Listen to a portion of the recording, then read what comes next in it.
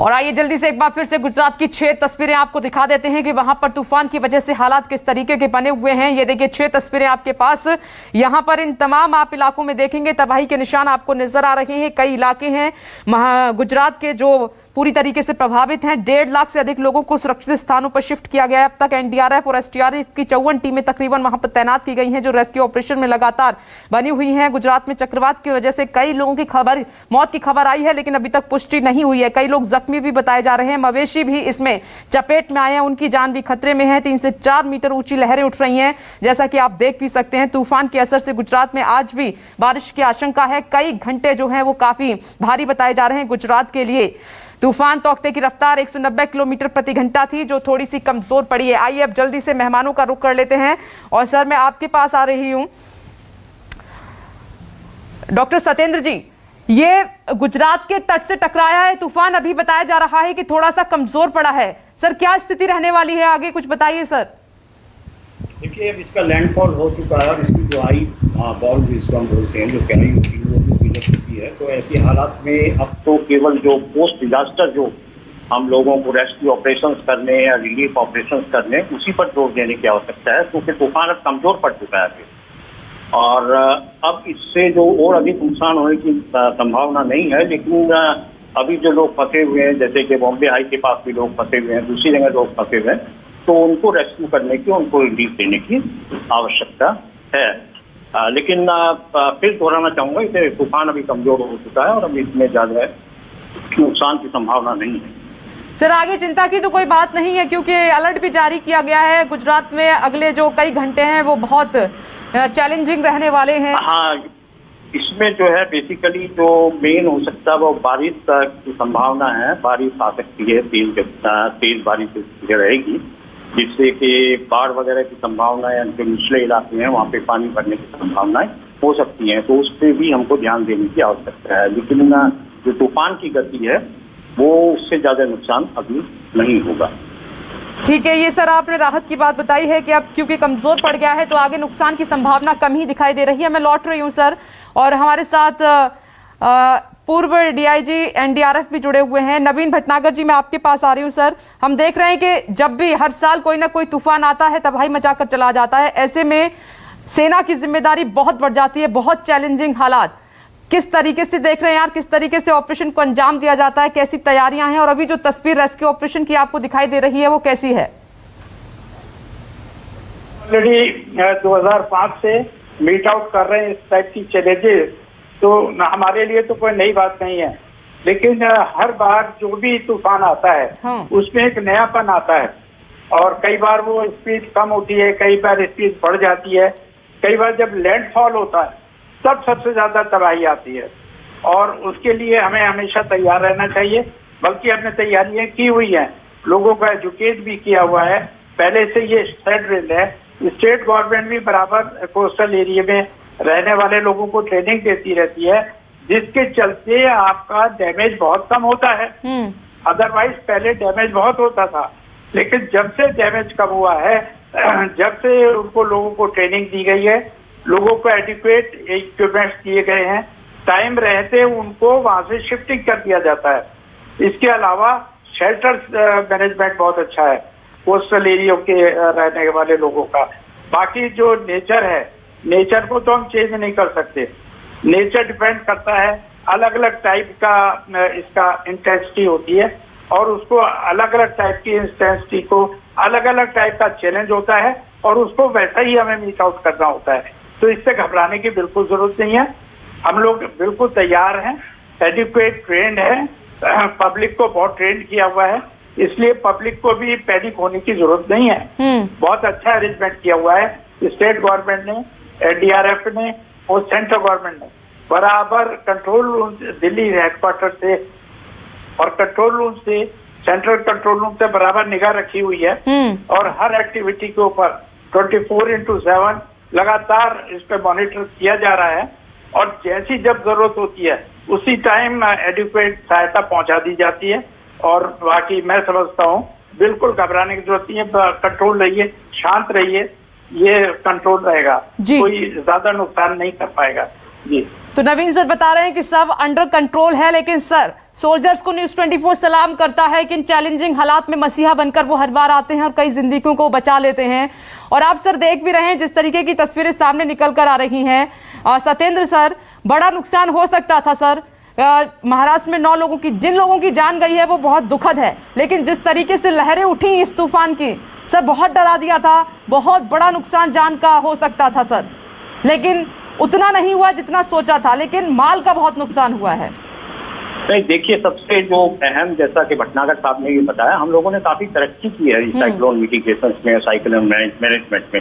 Particularly जो main जो मैं एम्फेसाइज करना चाहूंगा वो है कि हम लोगों की अर्ली वार्निंग सिस्टम काफी अभी एकदम इम्प्रूव हो चुका है, और हम लोग जो वर्ल्ड का जो मोस्ट एडवांस्ड टेक्निक्स है उस टेक्निक को यूज करते हैं। अभी भी आपने देखा होगा किस तरह से पल पल रिपोर्ट्स जो है वो आती रही, और कब ये लैंडफॉल करेगा, किस किस एरिया को प्रभावित करेगा। लेकिन अभी मेन जो एक मुद्दा है वो है कि वेस्टर्न कोस्ट पे क्यों आ रहे हैं। वेस्टर्न कोस्ट पर इतना ज्यादा इफेक्टिव पहले नहीं था। पहले जो है ईस्टर्न कोस्ट पे रहते थे, बंगाल की खाड़ी में या तमिलनाडु में, वहां होते थे। लेकिन अभी क्योंकि क्लाइमेट चेंज के कारण, जैसे साइंटिस्ट बताते हैं कि वेस्ट कोस्ट में भी जो टेम्परेचर है समुद्र का वो काफी बढ़ गया है, और उसके कारण वेस्टर्न कोस्ट पे भी हमको साइक्लोन की, अभी आपने देखा होगा 19 से 20 के बीच में कम से कम 4 साइक्लोन जो हैं वो वेस्टर्न कोस्ट में आए हैं 19, 20, 21 में। ये चौथा साइक्लोन है, 4th साइक्लोन है। तो इससे हम लोगों को उसकी मॉनिटरिंग में थोड़ा दिक्कत होती है, क्योंकि साइक्लोन क्या होता है कि जैसे ये टेम्परेचर जो होता है, जो कि पानी, जो गर्म पानी है वो बेसिकली एक तरह से उसके फ्यूल का काम करता है, उसको बढ़ाने की। तो किस समय पे बढ़ जाएगा साइक्लोन, ये मॉनिटर करना बड़ा मुश्किल हो जाता है। लेकिन तभी भी हमारे साइंटिस्ट ने अभी तक पूरे एक्जेक्ट तरीके से इसको मॉनिटर किया और सही तरीके से मॉनिटर किया। लेकिन भविष्य में हम लोगों को थोड़ा क्लाइमेट चेंज को ध्यान में रखते हुए मॉडर्न जो हमारी टेक्निक्स हैं उसको और मॉडर्नाइज करने की जरूरत है, उसको और अपडेट करने की जरूरत है, ताकि हम साइक्लोन्स को एक तरह से सही तरीके से मॉनिटर कर सकें, सही तरीके से उसका ट्रैक कर सकें। और देखिए, जहां तक ये रेस्क्यू की और इसकी रिलीफ की बात है और रिस्पांस की बात है, इसमें हिंदुस्तान का कोई मुकाबला नहीं। हिंदुस्तान में कहना चाहूंगा, और हम लोगों को गर्व है कि एनडीआरएफ जैसी टीम केवल हिंदुस्तान के अंदर ही है जो कि एक्सक्लूसिवली रिस्पांस के लिए, और आपने देखा होगा एनडीआरएफ, एसडीआरएफ किस तरह से रेस्क्यू करते हैं, दैट इज काबिल-ए-तारीफ। बिल्कुल सर, सही कह रहे हैं आप। हम पहले से संभले हैं, लेकिन अभी भी टेक्नोलॉजी को डेवलप करने की बहुत ज्यादा जरूरत है, अपडेट करने की बहुत ज्यादा आवश्यकता है। मैं लौट रही हूँ सत्येंद्र सर, एक खबर आ रही है उसका रुख कर लेती हूँ।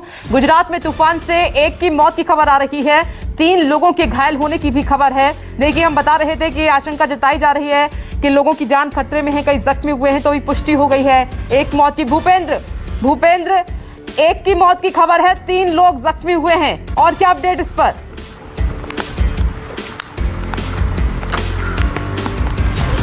देखिए, ये अमरेली के राजूला तालुक तहसील है, वहाँ का तवक्कल गांव है। वहाँ पर तवक्कल गांव के अंदर रात को एक दीवार धाराशायी हो गई थी, जिसके अंदर 4 लोग दब गए थे, एक ही परिवार के। स्थानीय लोगों ने रेस्क्यू करके उनको बाहर निकाला, लेकिन उसमें एक बच्ची की मौत हो गई है, 3 लोग घायल हो गए हैं, उन्हें अस्पताल में भर्ती किया गया है। फिलहाल ये जानकारी मिली है, अभी और भी कुछ इस तरह की खबरें आने की आशंका है, क्योंकि कल जिस तरह से तूफान टकराया था गुजरात के समुद्री तट पर, बहुत ज़्यादा तेज हवाएं चली थी, कई पेड़ गिरे थे, और कई पेड़ जो है घरों पर गिरे थे, दीवारें गिरी हैं, कच्चे मकान ढहे हैं। ऐसे में ये पहली खबर आई है कि एक बच्ची की मौत हो गई है और 3 लोग घायल हो गए हैं। आगे भी कुछ खबरें को आने की आशंका है, लेकिन फिलहाल अब तक जो माना जा रहा था कि कोई जानहानि नहीं हुई है, उसमें एक बच्ची की दुखद मौत की फिलहाल खबर आई है। जी भूपेंद्र, ये वाकई में बहुत दुखद है। और विनोद, हमारे साथ डॉक्टर सत्येंद्र जी मौजूद हैं, एग्जीक्यूटिव हैं डायरेक्टर डिजास्टर मैनेजमेंट के। वो कह रहे हैं कि अब कमजोर हो गया है तूफान, मतलब जितनी तबाही उसने मचानी थी मचा ली है, अब ज्यादा खतरे की बात नहीं है आगे। विनोद, देखिए, काफी सही कहा उन्होंने कि तूफान यहाँ पर कमजोर हो चुका है। कल शाम से ये दोपहर से ही कल तूफान का जो प्रभाव है वो प्रभाव कम होने लगा था, और वो गुजरात की तरफ आगे बढ़ चुका था। तो यहाँ पर अभी भी हवाएं चल रही है, लेकिन कल जिस प्रकार से प्रति घंटे जो इसकी रफ्तार थी ज्यादा, वो रफ्तार अब रही नहीं है। फिलहाल मुंबई में बारिश भी रुक चुकी है, तो कह सकते हैं कि जो अब नुकसान हुआ है इस तूफान के चलते, जो भी घरों का नुकसान हुआ है, जो स्कूलों का नुकसान हुआ है, तो उसका जायजा लेने का काम अब प्रशासन यहाँ पर कर सकता है और जायजा लिया जाएगा, पंचनामा किया जाएगा उन नुकसान का और फिर उन्हें मदद वहां पर दी जा सकती है। लेकिन मुंबई महाराष्ट्र के लिए राहत की बात है कि फिलहाल यहाँ पर बारिश बंद है, बादल छाई हुए है, लेकिन बरसात होगी तो काफी कम होगी, ज्यादा बरसात के आसार भी यहाँ पर फिलहाल नहीं है। ठीक है संकेत, जरा मुझे आपके पीछे, क्योंकि जुहू बीच पर है, क्या लहरें अब भी उठ रही हैं समंदर में? क्या वहां शांति है? क्या हालात हैं? जल्दी से तस्वीर दिखा दीजिए।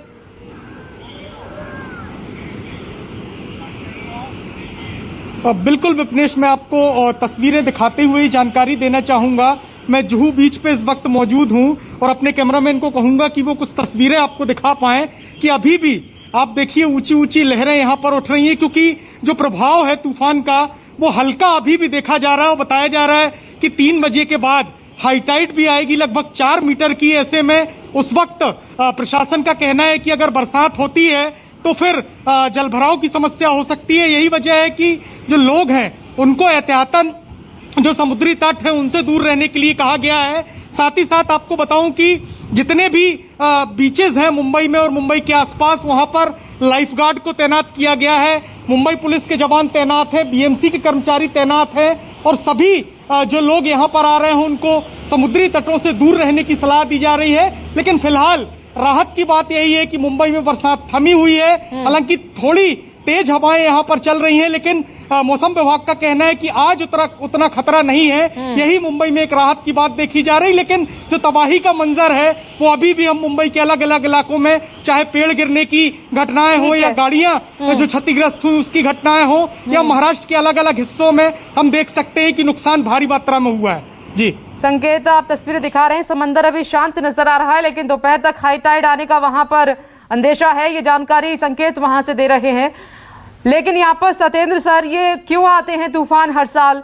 क्या आगे ऐसे ही आते रहेंगे सर? हर बार आते हैं और जिंदगी जो समंदर के किनारे है उनको तबाह करके चले जाते हैं सर। हाँ, थैंक यू एंड सॉरी, मैं आपका ध्यान एक आकर्षित करना चाहूंगा। आप जो मेरा डेजिग्नेशन दिखा रहे हैं ना, I am not executive director, earlier I was executive director, अभी मैं इंटरनेशनल कंसल्टेंट हूँ यूएन के साथ। ओके सर, ओके, अभी ठीक करा लेते हैं सर। अब सवाल का सर जवाब। हाँ, तो दूसरा मैं कहना, जो आपने सवाल पूछा है, देखिए ये तो नेचुरल फिनोमेना है साइक्लोन का, लेकिन क्लाइमेट चेंज के कारण, जैसे मैंने पहले भी बताया, इसकी इंटेंसिटी एंड फ्रिक्वेंसी जो है वो बढ़ गई है। और अभी भी क्लाइमेट चेंज के कारण पूरी हिंदुस्तान में नहीं, पूरी दुनिया के अंदर इसका प्रभाव देखने में आ रहा है। पूरी दुनिया में यदि हमारे यहाँ तो ट्रॉपिकल साइक्लोन आते हैं, लेकिन टेम्परेट साइक्लोन जो कि ठंडे इलाकों में आते हैं, ठंडे समुद्र में आते हैं, वहां पे भी इसका असर जो है वो ज्यादा बढ़ गया है। तो खासकर मैंने जैसा पहले भी बताया था कि इसकी इंटेंसिटी जो है, जो इसका प्रभाव है, जो इसकी तीव्रता है या जो इसका असर है, वो एकदम से बढ़ता है और इसके बारे में मॉनिटर करना बड़ा मुश्किल हो जाता है। तो intensity and frequency of course certainly इसी तरह का वातावरण रहा और क्लाइमेट चेंज के अंदर भी कोई हम लोगों ने कई तरह से मिटिगेशन या न्यूनीकरण के उपाय नहीं किए, तो ये बढ़ने की संभावनाएं आगे भविष्य में रहेगी। उसी हिसाब से हमको अपनी तैयारियां करनी है, उसी तरह से हमको अपने मॉनिटरिंग सिस्टम को करना है, उसी तरह से हमको रेस्क्यू ऑपरेशंस को अपना तैयार करना है। तो we have to be prepare, हमको तैयार रहने की आवश्यकता है भविष्य में इस तरह के खतरों को सामना करने के लिए। ओके नवीन सर, सत्येंद्र सर कह रहे हैं कि इंटेंसिटी जो एकदम से बढ़ती है तूफान की, अभी उसको रोक पाना बहुत मुश्किल है, उन हालात में रेस्क्यू करना बहुत मुश्किल है। अभी इस पर काम करने की सर बहुत जरूरत है। जी, तूफान वगैरह को तो हम लोग नहीं रोक सकते, हाँ प्रोडिक्शन कर सकते हैं कि कितने घंटे पहले आने वाला है और कितनी स्पीड है, कितनी तबाही कर सकता है। बस हम केवल जो है अपनी प्रिवेंशन ले सकते हैं, अपने एरिया को सेव कर सकते हैं। जब पता है कि हर साल आना है तो आना है, तो उसके लिए क्यों ना हम लोग पहले से ही तैयारी करें। लोगों को स्ट्रक्चर जो अपना कंस्ट्रक्शन है, जो एरिया है, खास तौर से लैंडफॉल, जब लैंडफॉल होता है रेड जोन एरिया कहलाता है वो, तो वहां पर जो है पूरी तैयारी होनी चाहिए। ये रीच आउट होना चाहिए चैलेंज कि आना ही आना है, खतरा नुकसान होना ही होना है, कम से कम लाइफ तो बचाएं। जो और कोई इक्विपमेंट या कोई बिल्डिंग या कोई फसल, ये सब तो नुकसान होगा, लेकिन ह्यूमन लाइफ को बचाना है। और अभी तो सोने पे सुहागा है कि आपका जो है ना ये कोरोना भी है, तो इसके लिए बहुत हैवी जो दवाएं हैं, और उसके अलावा शेल्टर होम्स हैं, पब्लिक है, डिस्टेंस है, मतलब बहुत सी ऐसी चैलेंजेस हैं इस टाइम में कि एक अलग टाइप का चैलेंज है। पिछले साल था वो दूसरे टाइप का था, ये जो है दूसरे टाइप का है। तो इसलिए हमेशा आदमी को एडिक्वेट तैयार रहना चाहिए और नई से नए चैलेंजेस और क्या आ सकते हैं तो उस सब की तैयारी रखनी चाहिए। जहाँ तक एनडीआरएफ का सवाल है, हम हमेशा अपडेट रहते हैं और अपडेट रहना चाहते हैं और कोशिश करते रहते हैं और नई से नई टेक्निक, नई से नई इक्विपमेंट और नई से नई रेस्क्यू ऑपरेशन की टेक्निक्स वगैरह का यूज करते हैं और अपडेट रहते हैं ताकि पब्लिक को, आप लोगों को, किसी को कोई किसी किस्म की तकलीफ ना हो पाए। जी बिल्कुल सर, हर साल कुछ ना कुछ सबक लेते हैं और उसके बाद आगे बढ़ते हैं और ज़रूरी है कि अभी भी अपडेट किया जाए सिस्टम को पूरी तरीके से, क्योंकि क्या रूप रहता है हर साल आप देख ही रहे हैं, देश भी देख रहा है तूफान का। और इंद्रजीत सिंह, क्योंकि तूफान की हर साल आपने तस्वीरें कैमरे में कैद की हैं, रिपोर्टिंग की है, चाहे विनोद जगदाले की बात करें, संकेत पाठक की बात करें, तो इस पिछले साल जो तूफान आया और इस बार तौकते कितना अंतर नजर आ रहा है? क्या तबाही पहले से ज्यादा है या कम है?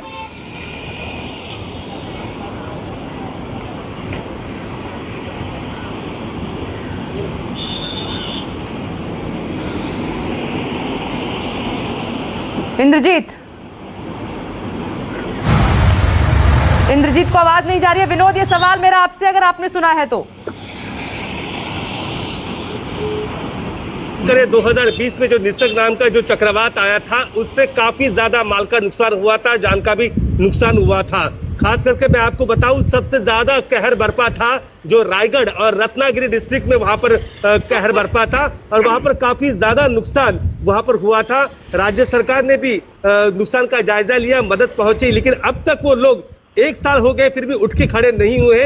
इतनी बड़ी क्षमता थी उस पिछले साल के तूफान की।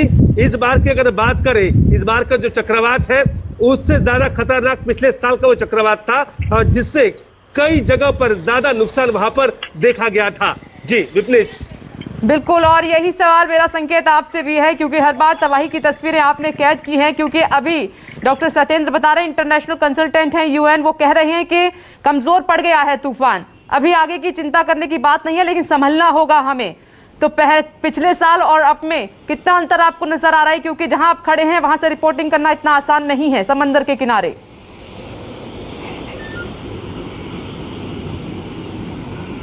बिल्कुल विपनेश, अगर मैं पिछले साल की और इस साल की तुलना में बात करूं तो एक अंतर मुझे जो देखने को मिल रहा है वो है तैयारियां।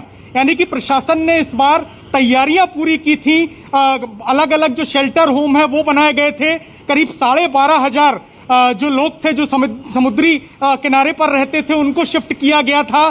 कई जो अलग अलग टीमें हैं वो बनाई गई थी। इसके अलावा खुद जो मुख्यमंत्री उद्धव ठाकरे हैं वो लगातार नजर रखे हुए थे। यही वजह है कि जितनी तबाही पिछले बार देखी गई थी उतनी तबाही खासतौर से महाराष्ट्र में नहीं देखी गई। लेकिन कुछ ऐसे इलाके हैं, अगर मैं बात करूं रत्नागिरी, सिंधुदुर्ग, इसके अलावा पालघर जिले में कुछ जगहों पर जो घर है वो पूरी तरह से धराशायी हो गए। कुछ लोगों की मौत की खबर भी आई। लेकिन पिछले साल की और इस साल की तुलना की अगर मैं बात करूं तो तैयारियां अब धीरे धीरे सही तरीके से हो रही है और प्रशासन अब पहले से और ये एक राहत की बात ये भी थी जो नवीन सर बता रहे हैं कि कोरोना काल है, लोग अपने घरों में हैं, तो ये भी एक चैलेंज बड़ा होता था, लोगों को हटाना, वार्न करना। तो इस वक्त थोड़ा इसमें भी राहत है। और डॉक्टर सत्येंद्र जी, एक बार फिर से मैं आपके पास आ रही हूँ। सर, आपने एक उस टेक्नोलॉजी की बात की, अपडेशन की बात की। अगर पहले से ही हम तूफान को पढ़ लें, रीड कर लें, कितना खतरनाक हो सकता है, क्या तबाही मचा सकता है, तो उसको रोका जा सकता है। जो अभी इतना नुकसान हो रहा है, इस पर ब्रेक लग सकता है सर। देखिए, जैसा बताया गया कि ये हमको मेन जो एम्फेसाइज करना है वो एम्फेसाइज करना है कि मनुष्यों की कम से कम मृत्यु हो, मनुष्यों को कम से कम नुकसान। बिल्डिंग्स वगैरह को हम लोगों को कंस्ट्रक्ट तो करना ही है, लेकिन इसका उदाहरण मैं देना चाहूंगा कि एक natural cyclone risk mitigation project हम लोगों का चल रहा है, जो एनडीएम में नेशनल डिजास्टर मैनेजमेंट अथॉरिटी चला रही है। उड़ीसा के अंदर उसमें काफी प्रभाव देखने में आया। हम लोगों ने किस तरह के सेंटर्स बनाए हैं कि महाराष्ट्र में भी ये इतना प्रोजेक्ट का काम चल रहा है, तो उनसे काफी हम लोगों ने तैयारियां उसकी कर ली हैं। तो बेसिकली हम लोगों को प्रिपेयर रहना है, प्रिपेयरनेस पे ही ज्यादा एम्फेसाइज करना है, मिटिगेशन पे एम्फेसाइज करना है। यदि मिटिगेशन पे और प्रिपेयरनेस पे लोग एम्फेसाइज करेंगे तो सर्टेनली हम जो इससे होने वाले नुकसान को ज्यादा से ज्यादा कम कर सकते हैं। इसके अतिरिक्त जो है मनुष्य लोगों के बीच जानकारी, लोगों के बीच अवेयरनेस। ठीक है, टेक्नोलॉजी को अपडेट करना और लोगों के बीच जानकारी, ये बहुत जरूरी है। वक्त की कमी है, आप सभी का शुक्रिया।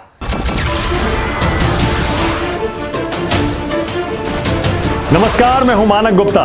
अगर आपको हमारा ये वीडियो पसंद आया हो तो इसे लाइक और शेयर जरूर करें, और हां, हमें सब्सक्राइब और फॉलो करना ना भूलें ताकि आप देश और दुनिया की कोई खबर मिस ना करें।